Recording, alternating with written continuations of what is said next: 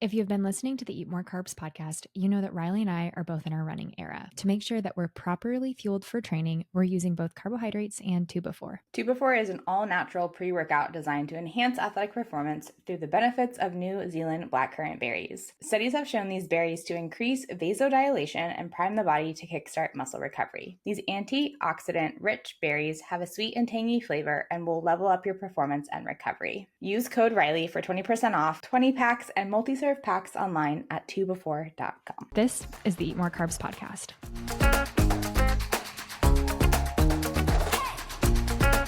Hello and welcome to the Eat More Carbs podcast. My name is Jenna Fisher and I'm here with my co-host Riley Beatty. If you're loving the Eat More Carbs podcast, this is your reminder to make sure that you're sharing with your friends and fellow athletes and also rating and reviewing our podcast below. It really helps out our small business. I am so excited for today's podcast. I know that everybody's going to learn so much during this episode, but before we get into it, what's your high and low? So I'm going to start off with my low. This is a little bit of a rant, but it just kind of highlights, I think, the dark side of social media. I've been having this happen to me a lot lately. It kind of hurt my soul a little bit. I don't usually get affected by things like on social media, but a lot of people have been sharing my content lately and they've been blocking out my name. So they haven't been giving me credit for content, right? They'll share like a reel and then they'll block the name. And I just thought that's not cool because we're all out here trying to make things better for people and providing a lot of free advice to support the brand, please.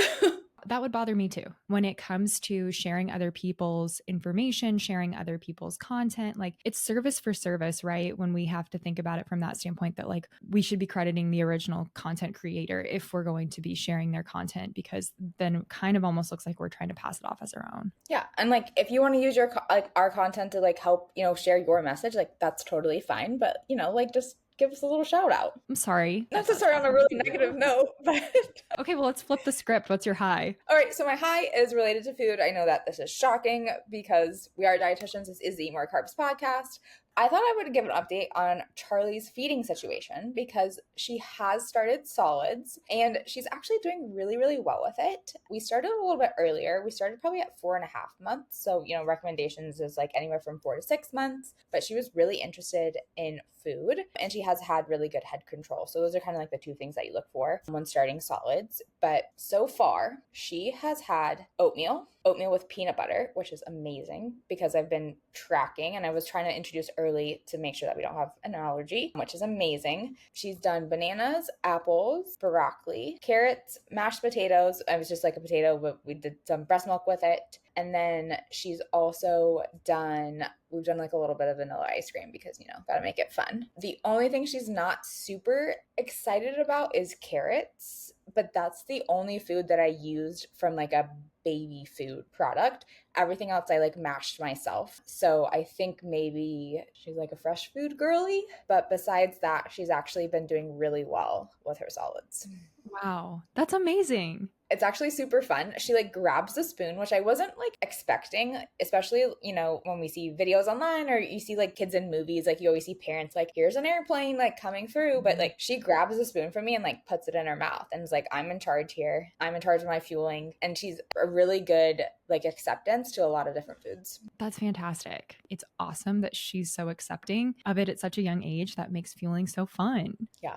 And avocado too. I forgot avocado. I can't believe I forgot avocado, but big avocado girly. What about you? What are your high and your low for this week? My high is also food related. So again, what a shock. My favorite season is summer fruit season because I love summer fruit. Like white nectarines are my absolute favorite fruit. If I could eat one thing for the rest of my life and be like totally nutritionally complete and they were always perfectly ripe white nectarines, I think that would be it. Like I love them so much. But I also love like cherries and watermelon and stuff like that. My problem is that like I over purchase them. I love summer fruit season. So I'm so excited that like we have such great fresh produce right now. My low is kind of weather related. It's really, really hot right now. And even with the air conditioner on in our gym, it's so uncomfortably warm. Unfortunately, maybe fortunately, depending on the time of the year, like there are doors to air out the building that happened to be near the equipment that I use for most of my cardio. I think a lot of the warm air just gets in through people opening and closing the door and stuff like that. So even with the air conditioning, it's a super warm environment to try to work out in, which means that I'm getting really, really, really sweaty, which means that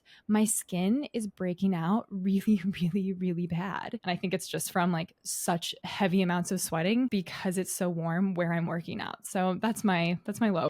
Today's guest on the podcast is Emily Perrin. I think Emily is actually our first repeat guest that we've had on the podcast. Emily is a mindfulness and performance coach. She's also a licensed master of social work and former D1 athlete. And she's talking all about pregame anxiety and nerves today. Emily, welcome back to the podcast. Thanks. Excited to be here. Thanks for having me. We're really excited to talk to you today about like understanding pregame anxiety and nerves. So can you just tell us a little bit about how pregame anxiety typically manifests in athletes and what impact that can have on their performance? Yeah. I love this topic. What I'll start with is I think in general, what we're seeing on social media, TikTok, Instagram reels around performance anxiety is too simplified. I think we really need to take a step back and remember that like emotions, humans, anxiety in particular is really complicated.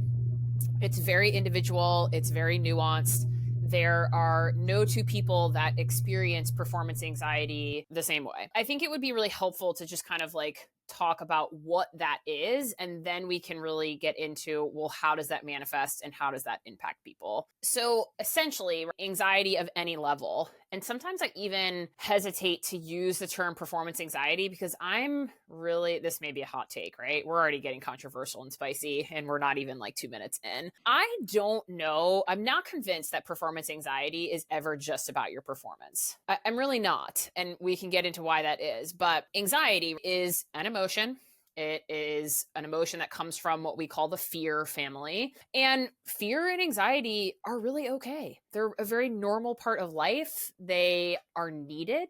We need fear. We need anxiety. And they're not bad. And something I really try to communicate to my athletes often is like, there's nothing wrong with you. You are not broken because you get nervous before you play. It's not your fault. It's actually a really normal part of being a human and being a performer. Now, where things start to get tricky is that anxiety, and let's again take the performance element out of this and just look at anxiety, well, that occurs on a spectrum, like anything. And so part of the harder conversation is like, well, what's normal and what's not normal? I don't know. I'm a licensed mental health professional, and like, I can't even tell you what's normal. When performance anxiety is starting to impact an athlete in profound ways, that's when we really want to start to work with it. So here's what I mean by profound ways. If this is starting to actually impact your day-to-day living, so I have worked with athletes, worked with people. I've dealt with this myself, where you have practice or a game at 6 o'clock on a Tuesday, and you are already starting to feel the effects of that anxiety at like 8 o'clock in the morning on Tuesday, or even some people like Monday night. Okay, we might want to work with that. You're spending so much time, so much of your day to day feeling nervous and anxious because you have a performance, a game, a practice at 6 o'clock at night. Like that's when we want to take a look at that and say, okay, we need to help an athlete navigate that, work with that. But I know many people, I know many athletes, many performers, like even when I go in to work with a team or speak, I get a little bit nervous. It doesn't really impact me,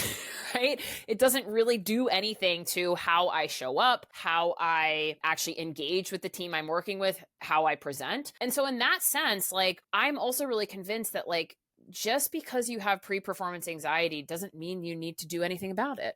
I think here's a really hard truth. Anxiety as a feeling, both mentally and physiologically, is not comfortable. I don't know a single person that likes to feel anxious. It's not fun. It doesn't feel good, but it doesn't actually kill us. I am really not convinced that just because you have pre-performance anxiety, you need to necessarily do anything about it. I mean, I actually know many people that have pre-performance anxiety and it actually helps them a little bit. So I think that the bigger question is like, in what way is your pre-performance anxiety showing up and impacting you? So I think you bring up a really interesting point. And growing up, just like you, playing competitive soccer, I always heard nerves were something that was normal, and something that a lot of people used to say was like, your body responds to you being excited and nervous in the same same way. Is that kind of what you're talking about here? Is there any like truth to that? I would say yes and no, and this is where it gets really nuanced. Let's maybe even go backwards and just look at like, okay, what's happening when we have an emotion? Well, the first thing I always explain is that emotions are not just a mind thing. They're not a cognitive thing. They're actually a body-based thing.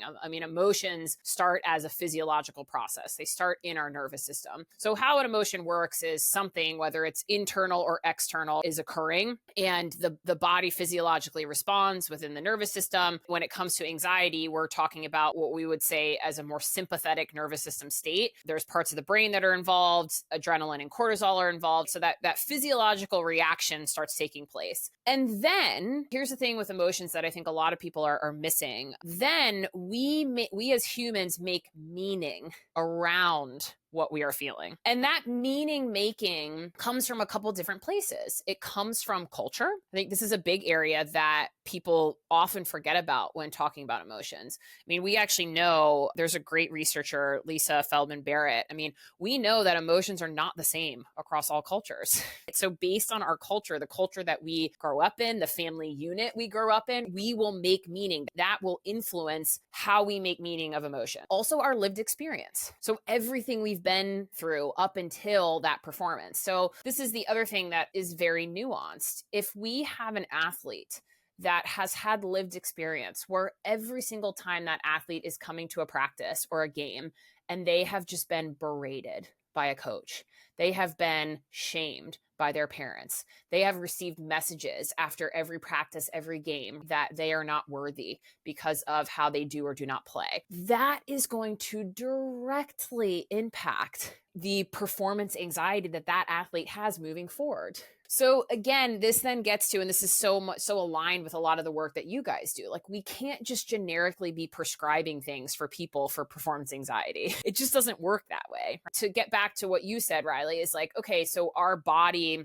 experiences anxiety and excitement in the same way. I'm not really sure. So if we look at the nervous system, that sympathetic chain, so inside the body, in the nervous system, the automatic nervous system, you have basically two main branches. You have the sympathetic state and then you have the parasympathetic state. The sympathetic state is going to be what everyone often calls fight or flight, but your sympathetic state is also mobilization. So yes, you actually need your sympathetic state to go out and play sports. You know, cortisol and adrenaline are going to be involved in excitement and getting going and going out and playing a match. I'm not necessarily convinced, and I don't really align with this statement of like, okay, so when anxiety arises, just tell yourself that it's excitement, because it doesn't really work that way. And here's the other fun fact that people are often missing with anxiety is part of, again, because it is linked to your threat system. So even within that sympathetic branch, you have two systems. You have a threat system and you have a safety system. So the safety system within that sympathetic branch is going to be that mobilization. That's going to be the fun. That's going to be the go out and I can play my sport and I compete. I can enjoy it. But there's also the threat system, which is like something in our body is registering that we are not okay. And we need that system. But we have to understand that anxiety is a part of that system. There is a threat. We are literally registering in our bodies a sense of threat. And so the chemicals that are being pumped through your body, that adrenaline, that cortisol through that threat system, are going to turn off your prefrontal cortex. Your prefrontal cortex is what enables you to rationally, logically, reasonably go, oh, let me think about this in a different way. Let me think about this as excitement. Like your prefrontal cortex is not fully online when we are in that more anxious kind of sympathetic state. And so this is why, and I know we're going to get into this a little bit later, but like this is why when anxiety and that threat system are online, you're not thinking clearly. So no amount of thinking is going to really help you out. We're not trying to help an athlete work with their anxiety through more thinking. It's not going to work. So I don't really love the new dialogue that's kind of started around every time you feel anxious, just tell yourself it's excitement. It doesn't work like that. And I think the better route is to actually go, get really in tune. And this is where mindfulness is such a big part of that, and go, Yeah, actually, I am anxious, and to really validate that, because once we validate that and we go, oh, this is anxiety. I'm sensing some level of threat here, some level of uncertainty. Something doesn't feel totally okay, and that's okay, right? And now I can actually work with it, as opposed to feeling that and then forcing yourself into this little box of excitement that you don't actually feel. I love the Olympic trials. I'm watching a lot of Olympic trials right now, but I notice when a lot of athletes like come up to the blocks before swimming or get ready to run their race, like they're showing physiological signs of nerves. But it sounds like we can, or there are techniques that you recommend to kind of help athletes channel the feelings that they're feeling, utilize that towards a positive sense versus allowing it to take over to like a state where they can't then perform. Yeah, 100%. I always like to say at a foundational level, right, that like the emotions we're feeling, they're just data, they're just information, they're signs, right? What is the sign telling you? Well, when you're anxious or you're nervous about a performance, it's telling you, right, that, you know, your body is sensing some type of threat, some type of uncertainty, and I'm not okay. You know, again, it does come from that fear family. I'm not a huge fan of saying, okay, well, now let me force myself to just use that to feel excited. People do not have to agree with me. But what I will say is, again, as someone who has dealt with pretty chronic and debilitating anxiety and panic disorder for over a decade, that's never worked for me. And in the clients that I work with and the athletes I've been working with over the last 5 years, it's never worked for them, not once. Better route is to really, and I think this is just kind of like emotion regulation 101, is yes, really acknowledge kind of what's going on in the physiology. We take that as data, a sign. We validate that because that's real. It makes so, I mean, I am such a firm believer in like, of course, you're at the freaking Olympic trials, for God's sakes, right? Like, of course you're feeling some type of nerves. That makes so much sense. And the more that we actually validate that for ourselves, the more that actually helps us work with the physiology. My number one message around pre-performance anxiety is work with the body first, then come back and pair the mind in. Work with the physiology, work with what is actually going on in your mind-body system, your nervous system first, because you have to do that in order to then bring that more cognitive, rational thinking brain back online. Yeah, I mean, one of the things that you'll see, especially in the sport of swimming, and you'll even see this if you watch EPL or, you know, obviously the Euros are going on right now. So when subs come up to the line,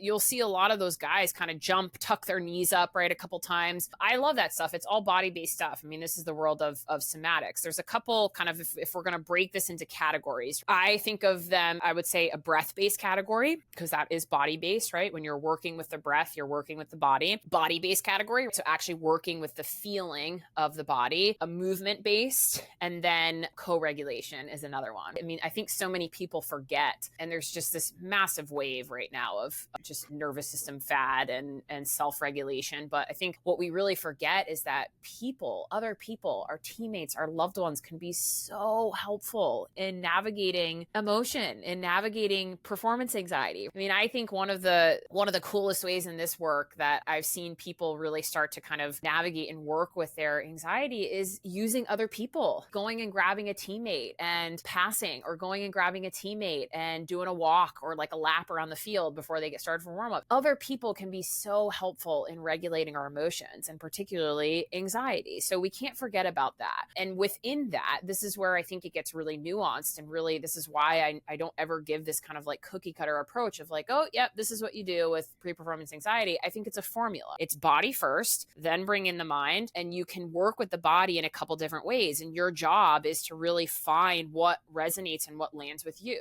Is it more breath-based stuff? Is it more body-based stuff? Is it movement? Is it that co-regulation working with other people? Is it all of them? I know I'm a movement person. So the first thing that I'm going to do when I start to feel nervous, I mean, one of the things I do before I go in and I do a talk or I do some type of speaking thing is like, I'm getting up, I'm moving my body in some type of way, whether that's a workout, a walk, and then the moments leading up to that talk or the workshop that I'm going to do is like, I'm trying to move my body as much as I can to really work with the physiology, work with that sympathetic state, because it has to metabolize, it has to go somewhere. So then once I do that then allows me to settle back in, tell the physical body that I am okay.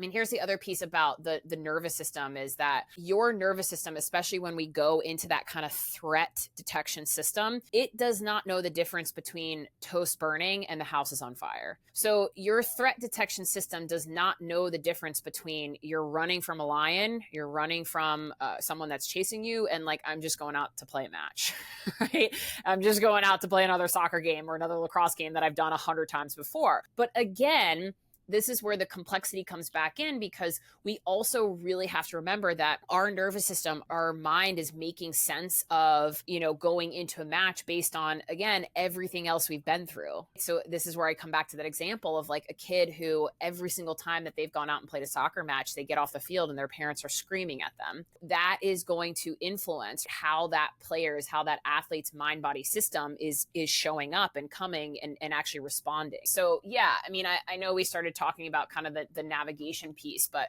body first, then we get into the mind. Then I'll add one more layer, which is that like, we can't wait until game time, or we can't wait until performance to be thinking about this. There has to be proactive work, and then there also has to be reactive. If you're an athlete or you're a parent or a coach that's listening to this and you're like, holy crap, there's a lot of layers to this. Like, yes, there's a lot of layers to this, right? This is just like the work you guys do in nutrition. Like, there is no one size fits all. It's very complicated. And that's why I'm such a proponent of like, it's not as simple as just like a hack or a tool or a like, do this or do that. It has to be very individualized and very nuanced. This is such an important topic because the athletes that we work with, we see a lot of this performance anxiety, and we see this like overactivation of that sympathetic nervous system, and it can really impact an athlete's ability to fuel properly before a game. Like, we see a lot of GI upset, a lot of, some of these symptoms of anxiety really affecting the fueling. And I know it depends. Like, we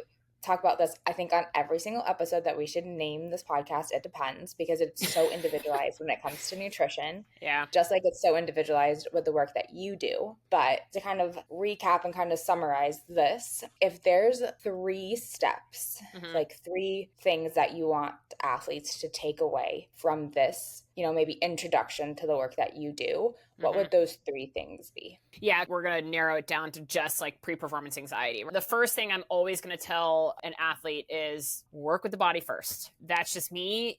As you guys know, there's a lot of people out there doing this work. They may say something else, but from my perspective, my both personal and professional experience, body first. Pre-performance anxiety is not just a thinking or a cognitive thing. It does not live in your head. It lives in your body. So you have to work with the body first. Stop trying to think differently. Stop trying to think that you're excited all of a sudden. Stop trying to use positive affirmations. Work with the body first. Then you need to really figure out what works for you, what supports you in working with the body, whether that is more breath-based techniques, whether that is more movement-based techniques, whether that's using teammates, whether that's using grounding skills. It's all individual. And here's the other thing that's really hard is like, no 2 games are the same. No 2 practices are the same. So you also have to build, the second piece is about building a toolbox that works for you, having multiple tools in your toolbox. Because one thing I hear a lot of athletes is like, they'll go out and they'll go, well, Emily, I did that breathwork technique and it didn't work. And I go, well, of course it didn't work. I said, if you think that just one time after you learn something, you're going to go out and you're going to do it and it's going to work magically, like being human doesn't work that way. A lot of times we have to use a skill, we have to see how it lands, and then it either helps or we've got to move to another skill. Process of elimination. So body first, find what works for you, build that toolbox of those kind of body first techniques. And then the last thing I'm going to say is continue to do the proactive work. I think this is a piece that's often missing. We're not talking about enough when it comes to pre-performance anxiety is like, I think the focus is too much on like just the reactive of like when you get there, when you roll up to the game, when you get to practice. But there's a lot of work that has to be done behind the scenes and off the field. So one of the things I'm constantly doing with players is like, I'm mapping their performances. I'm getting them to reflect on their past performances. I'm getting them to map themselves as a player. I'm talking about their strengths. I'm talking about their why behind why they play. I'm talking about their relationships with their parents. I'm talking about how they deal with emotions in general. I mean, there's a lot that has to be done in the background before you ever even get to the performance. So again, if I just go through those, it's body first, build a toolbox space for those body first techniques. That I think those are more of the reactive. And then that third is like, you also, if pre-performance anxiety is really showing up, it's wreaking havoc on your day-to-day, it's impacting your performance, then there's a lot that you need to be doing leading up to that proactive kind of ongoing work about yourself as a performer, about how you connect with your teammates, your coach, your parents. So I would say those three things. I feel like there are so many overlaps with the things that you say and what we as dietitians do as far as making sure that like we're practicing our fueling when it comes to game day. And no, we can't mimic the game day experience on a practice day, but as best we can we recreate that so we know what that feels like? Mm-hmm. And then also knowing that there are going to be things that we try. And for some athletes that might work, but for other athletes that might not work. So we need to move on to a different intervention to see how they respond to that as far as pregame fuel or something like that. Totally. So everything that you're saying kind of ties over to nutrition in some way or another. But as a dietitian, as a support staff for an athlete, how can we maybe recognize the signs of pregame or pre-competition anxiety, and how can we help support athletes from that standpoint? Yeah. And I think this even, because it just dawned on me, I don't actually think I ever answered your first question, Jenna, which was like, how is this showing up? One of the things we can obviously know and have awareness around is like, okay, yeah, how does this actually show up in people? And Dr. Judson Brewer, he's an MD, does a lot in the mindfulness space. He calls anxiety a shapeshifter. And the reason for that is that, again, no two people are the same. Anxiety doesn't show up in two people the same. And anxiety is actually malleable. It's flexible. How you experience anxiety going into a first date might be completely different to how you experience and feel anxiety going into a match. That's the hard part. So I think one of the things as support staff is just knowing, having that knowledge that like it is a shapeshifter, and anxiety, pre-performance anxiety doesn't have a quote unquote look. I'll give a couple things that I would say most people experience. Again, it's with that sympathetic state. So things that you're going to be experience, our heart rate is going to go up, breath rate is going to go up. So what might that look like? You can actually, I mean, you know, if you're really working with someone in person, I mean, you can actually look at, you know, is that athlete really breathing through their kind of secondary breathing muscles, right? Are their shoulders and their traps kind of like, is their breath rate really shallow, as opposed to kind of this more relaxed posture where they're able to kind of breathe through their belly? Looking at their actual kind of body posture is another one. And that's where it's a little bit hard, because I know a lot of players, a lot of people that with anxiety, they'll really collapse and they'll really shut down. I also have some people that will feel like they're bouncing off the walls. Obviously, more physiological signs of like sweating. Here's one that I think also is not talked about enough with that prefrontal cortex shutdown is like, I know a lot of players that when they get into that highly anxious state, they cannot think.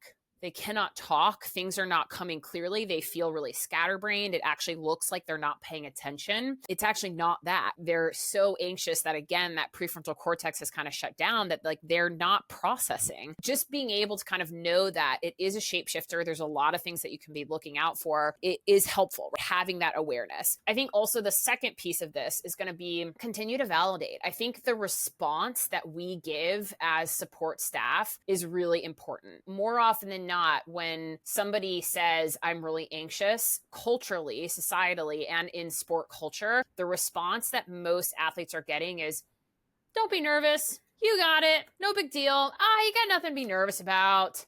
You're good. How do we think that makes someone who is feeling highly anxious feel? Not great, because not only is that invalidating what they're feeling, but it's also then making them feel wrong. So then we get that secondary wave of emotion that is shame and, oh my God, there's something wrong with me. Oh my God, why can't I not be nervous? So we really need to do a better job of simply validating. We know that validating emotions is like one of the best things we can do for ourselves and for other people. And simple responses from support staff can be like, yeah, it's totally okay to be nervous.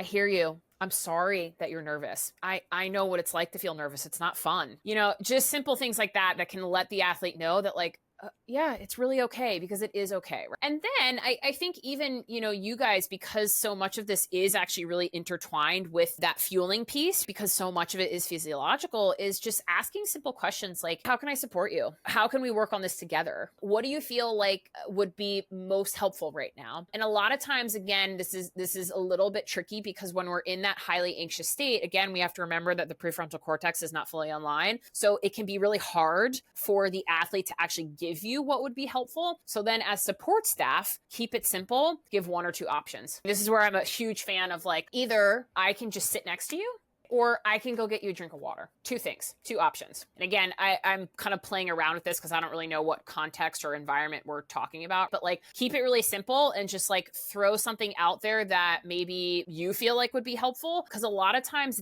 the athlete literally doesn't know what would be helpful. But even just that gesture of you kind of saying, I'm going to do this for you because I care about you and this is real and I'm going to validate this, can help them come into regulation. And then I think the last piece is, and although I do think dietitians really do play a role in this, and this is where I think it's really helpful to work with someone individually, is to really look at the nuances of how is impacting them physiologically. This is where I get into the conversation of, is your pre-performance anxiety basically, and this is the window of tolerance, or a lot of people call it like the optimal zone of performance, but really it's just a nervous system thing. And it basically just says like, okay, when we're in regulation, we're in a zone, and anxiety can do a couple things. It can bump us out of our zone going too far up, but I do know some people that sometimes it will shut them down. So what that means is it takes you below your optimal window of performance or your window of tolerance. So then it's just a conversation of helping them gain more awareness of like, okay, is my anxiety taking me too high above where I want to be for performance? Or is my anxiety taking me too low for where I want to be for performance? Right? Is it shutting me down? So then it gets into kind of that nuance. And that's where, again, so much of the actual navigation comes into play, because if an athlete is too high, we're going to use different techniques than if an athlete is too low. So